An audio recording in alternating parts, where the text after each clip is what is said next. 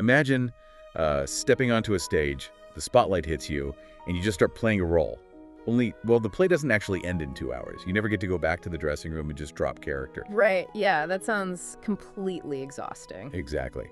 And today, we're taking a deep dive into Maite Alberdi's new true crime documentary.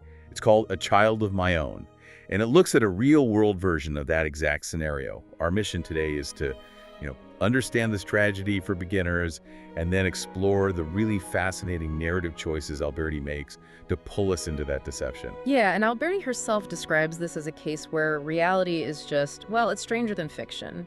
Because to really get this film, we have to look at what the subject, Alberdi, was actually doing, which is she faked a pregnancy for 5 full months. Wait, 5 months? I mean, I'm honestly struggling to understand how you physically fake a pregnancy for almost half a year. It is wild, right? Yeah, at a certain point, wouldn't biology just give you away? Like, how does a person hide that physical reality from their own family and friends without totally cracking under the sheer exhaustion of the lie? Well, the film suggests the answer is in the terrifying amount of motivation driving her. Alberdi wasn't just chasing the sensationalism of a true crime plot here. Yes. She really wanted to dissect the underlying cause. Right, the why behind it all. Exactly.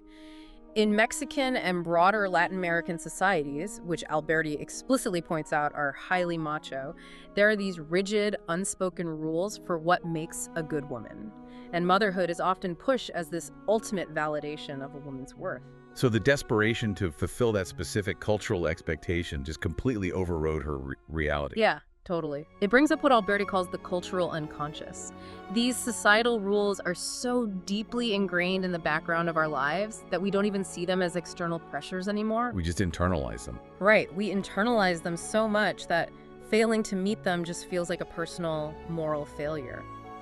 When an entire culture equates your fundamental value with the single biological milestone, the terror of not achieving it can drive you to construct a completely alternate reality.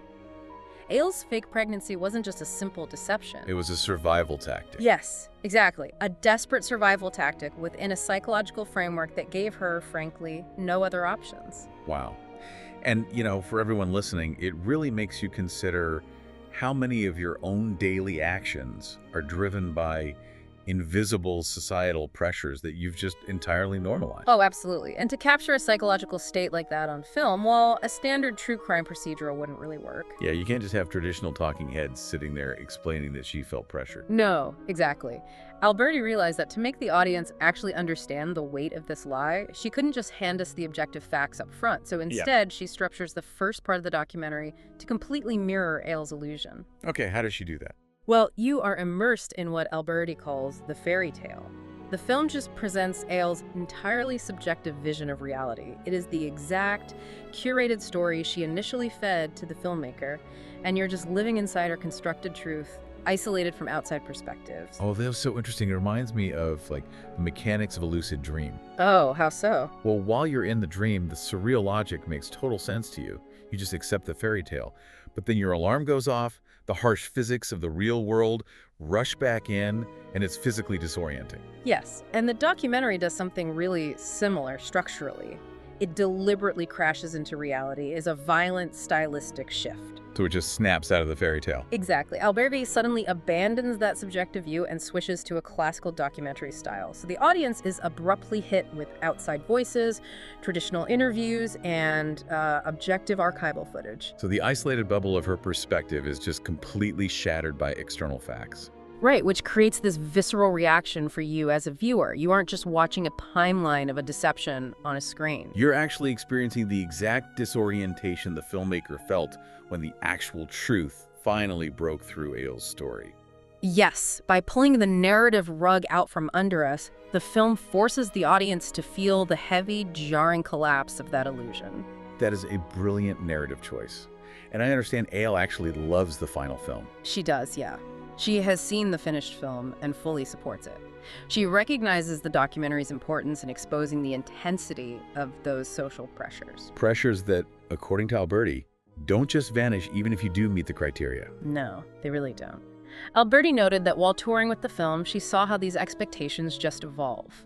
Even for women who do become mothers, the impossible standard immediately shifts to whether you are a, quote, good mom. So the finish line is perpetually out of reach. Yeah, because the cultural unconscious never actually stops writing the script. It just quietly hands you new pages. Wow. Which leaves you, listening to this deep dive, with a rather, well, unsettling thought to carry with you today. If our deepest desires and, like, our most desperate actions are shaped by an invisible unconscious cultural script, how can we ever be truly sure which of our goals are actually our own and which were quietly assigned to us by society?